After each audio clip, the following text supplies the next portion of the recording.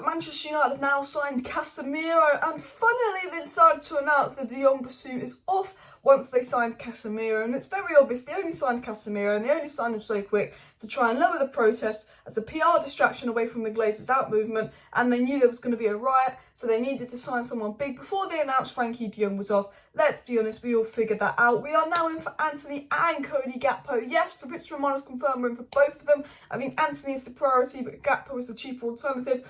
But Rashford 60 million PSG, if that happens, maybe we sign both. Obviously, I did report rumours of Maguire to Chelsea yesterday. I don't think that's going to happen. And Ten Hag did an interview on Monday Night Football, and it's a mad interview. And I tell you this now, Carragher and Neville are interrogating him. Ollie was never interrogated like that.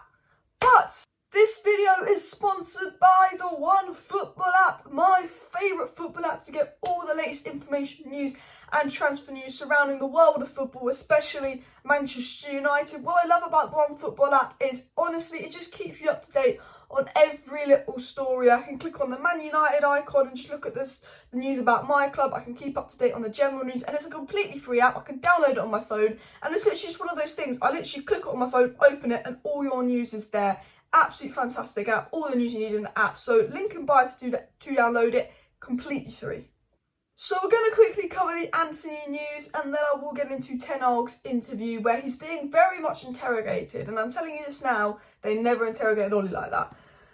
But basically, Man United had a £72.3 million bid rejected for Ajax striker Antony, and now he's refused to train because they've rejected the bid. He's thinking, why are you rejecting the bid? I want to go to United. He's refusing to train, basically. And sources in Amsterdam believe it's only a matter of time before Ajax relent and allow Antony to have his dream move to United. United better not up that bid for Antony. If they're rejecting £73 million for Antony, I think Ajax are as stupid as us.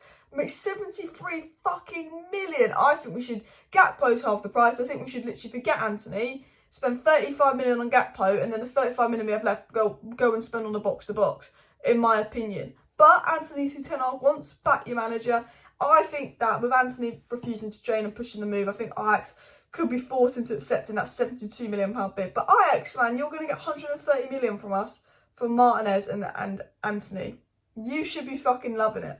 I'm telling you this now. But Antony didn't train because he wants the move, and that was confirmed by Fabrizio Romano. And Romano did say breaking Antony and Cody Gakpo are two separate deals that Manchester United are discussing. So we're working on both deals for Antony and Gakpo. And Antony actually was interviewed today about potential move to Manchester United, and he said this. He said, I can't guarantee that I'm going to be at Ajax by the end of the month. No, like, to be perfectly honest, I can't. So they asked him if you guarantee you could be at Ajax in the month, and he said he can't. He said, what I can say is that I want to come to the right decision with my family business partner and Ajax, which is good for everyone. In the end, God determines my future. I mean, he's basically saying I want to go to United without saying I want to go to United, and basically saying it won't be at Ajax, because any other player would be like, no, I am going to be at Ajax. He's going to be like, I can't confirm that. It's obvious he wants to leave, and he's made it so public and refusing to train. And he says, now I am focusing on playing football and have put all other matters in the hands of my agent and brother. They will advise me on what's best, which is the right answer. And Antony did speak about Ten Hag, and he said, he has been super important to me. I'm grateful to him and I wish him all the best. I will always cheer for Erik after working so closely together as well. I mean, he said, unfortunately, it's not been able to celebrate for him because we've got no points yet. I couldn't until now. Anyway, and that makes me sad, but knowing Erik, I'm convinced he will turn the tide soon. I tell you this now, it's really funny that Antony is desperate to leave Champions League Ajax for 20th place Man United. Our pull is massive. But yeah, you know, Antony obviously wants to come to United. He's made it public, and I think we will sign. Honestly, I'm 99% sure we will sign one of Antony and Gakpo. We're also linked to right backs and goalkeepers and other players, but I will discuss that in my live stream tonight. So make sure you're subscribed if you want to stay up to date on all the transfer news. And Antony did say on Erik Ten Hag, Man United will improve at his hand, and he has proved his method works at previous clubs, which is absolutely spot on. He's saying, you know, he's confident that Ten Hag is the man to improve United. Let me know down below though, would you rather have Antony or would you rather have Gakpo? I think for me, Antony's desperate for United move. I think we're massively overpaying. I'm sorry, we shouldn't be paying more than 50 million for anyone for the Eredivisie. You know, a lot of Eredivisie players do flop. And look, I know it's not my money, but it's crazy money as well. Absolutely crazy money as well. So Ten Hag said, Ten Hag was interviewed by Jamie Carragher and Gary Neville on Sky Sports. They've released a trailer for the interview. The full interview was out on Monday, but the trailer looks so good. He's being interrogated. They're asking so many good questions. Obviously, you know, Ten Hag has to answer respectfully. He's not going to go full-blown Ralph Rangnick out there and be like, they're crap, the board's crap. But as I said earlier, they never gave Ollie this kind of interview. But let me get into what he said in the interview. So the first thing you see in that interview is them saying, how come Brentford's players want to win more than Manchester United's players? And he says, I know, that has got to change. They've appointed me to change that. That is Ten Hag in the most respectful way, because he doesn't want to do a Rangnick and upset the players, pretty much going on with the players saying they need to change their attitude. Ten Hag is literally, basically, because he's not going to go Rangnick and go, you need open heart surgery, 10 out of 10, and he got Rangnick sacked. He's not stupid. I know we want him to do that, but he's not. He's just saying they need to change. Their mentality needs to change as well. And Ten Hag even said in his press conference earlier today on the mentality, it starts with yourself, follow the rules and the principles, and work hard. If you do that, you'll get confidence. And Ten Hag said, no, it's not difficult to motivate the team. They worked really good on the training pitch from the start of the season, and, you know, he's confident he'll be able to motivate the team. And get them right in the next few weeks as well. Sky Sports also said, so this is going back to the Sky Sports interview, Sky Sports also asked him if he's confident he'll get the right players in the next 2 weeks, and he is confident. He said, sure. I don't think he's obviously going to go and slam the board in his first season. As much as he's secretly frustrated, he's not going to probably slam the board.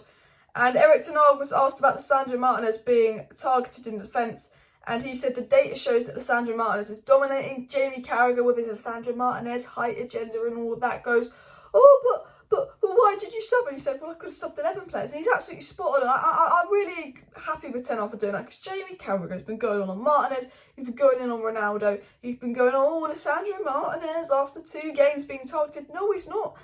He was good versus Brighton, he was crap versus Brentford. He's not, you know, the data shows he's fine.